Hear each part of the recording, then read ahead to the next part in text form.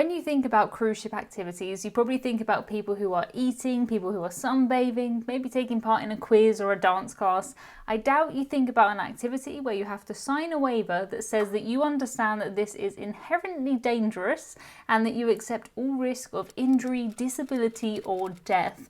That is exactly what I did on my last cruise. When I booked this cruise on board Royal Caribbean's Anthem of the Seas, I knew that there would be a chance to do things like surfing, rock climbing, going in the bumper cars. I didn't know how skydiving would work on a cruise ship though, and even if it did, would I want to do it? I knew that you watching this would want me to give it a go, but I also had these visions of me massively embarrassing myself to the point where I could never show my face on a cruise ship again. When I got on board, it did not take me long to find this. This is ripcord by iFly. It's a big tube with a huge fan at the bottom that sends air up at 160 kilometers per hour. It's 23 feet tall, and apparently this is what the real skydivers use to practice. For the first couple of days of my cruise, I saw other people giving this a go, but I was way too nervous to book it myself. My friend Morgan, who's done it in the past, sent me a message that kind of convinced me, and he said even if you hate it and it is a major fail, that will probably end up being one of your best YouTube videos, so I don't know what you're waiting for. Laugh out loud. For most of our cruise, the iFly was $29.99, but when I went on the Royal Caribbean app on my phone, I saw complimentary spaces. If you know me at all, complimentary is my kind of price, so I decided to bite the bullet, so to speak, and I booked it right there. It felt like a sign, and now that I booked it, I knew that I had to do it. When I arrived to check in for my time slot, I was really nervous. My heart was beating so fast, and I could tell that some of the other passengers in my group were nervous too. We did have quite a few people who had actually skydived in our group, and they said that this would be easy, but that really did not make me feel any better.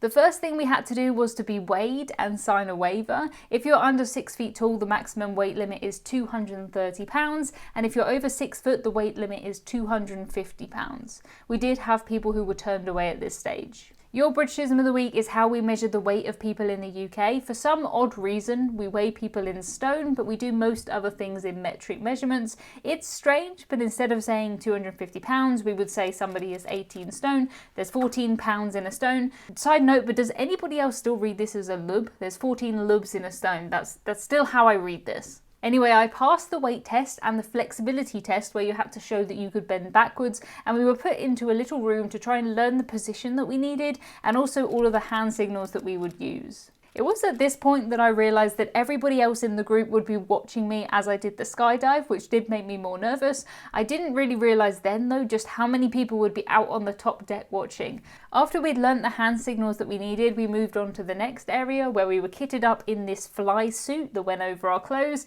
We had earplugs in, these strange glasses on, and this big helmet. I did see some people headbutting the edge of the tube. I hope that that wouldn't be me, but I was glad that we did have the helmets at least. I did my best to kind of edge towards the start of the line because I thought waiting longer would just make me more nervous. We all kind of filed into this seating area and we sat there looking at everybody else who was watching us. The first couple of people ahead of me did really well, but I was so nervous. I drank a lot of Diet Coke during this cruise because I had a soda package, and I thought to myself, this would be the worst time. This would be a terrible time to need the toilet.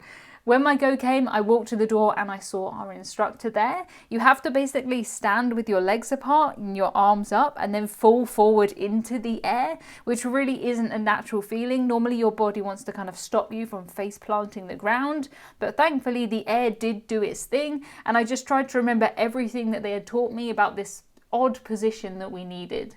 Each person gets 60 seconds in the tube, which I know doesn't sound like a lot, but when you're focusing so hard on the position of your feet, your chin and your hands, 60 seconds is plenty. I was trying to smile too, but the air on my face was just so weird. The instructor did the best he could to try and kind of move me into the right position. You do have to be happy with somebody kind of touching your thighs and things if you do a skydive like this. It's for your own safety really. They don't want you to fall down onto the fan or maybe kind of smash into the sides, but that's something you do need to be prepared for. I did manage to stay still by myself, and I went what felt very high for me. I realised afterwards when the instructor had a go that it really wasn't very high at all, but looking down at that giant dark fan that it just stretched on forever, it felt like I was miles high. The instructor was doing a hand signal where he was kind of spreading out his fingers, and we had not learnt that one in the lesson, so I was quite confused. I think he meant to just literally spread my hands out though, because as soon as I did that, he gave me a thumbs up. I did manage to stay still and the instructor clapped and everybody else did too, but I really couldn't see anybody else apart from this one person who was taking photos of me from a very unflattering angle from below. It was probably around 55 seconds into my 60-second flight that I finally thought to myself, okay, I've got this and this is fun. But 60 seconds was more than enough. The instructor kind of spun me around and put my hands on the door so that I could pull myself through. My body was aching. It was honestly like I'd done a full body workout in 60 seconds, but I would do it again. The same cannot be said for the Flow Rider. I tried the surf simulator on Independence of the Seas way back in 2017, and I have no intention of ever doing it again, which I think says a lot. Watch this video next to find out how I got on the Flow Rider. I think you'll understand why once was enough.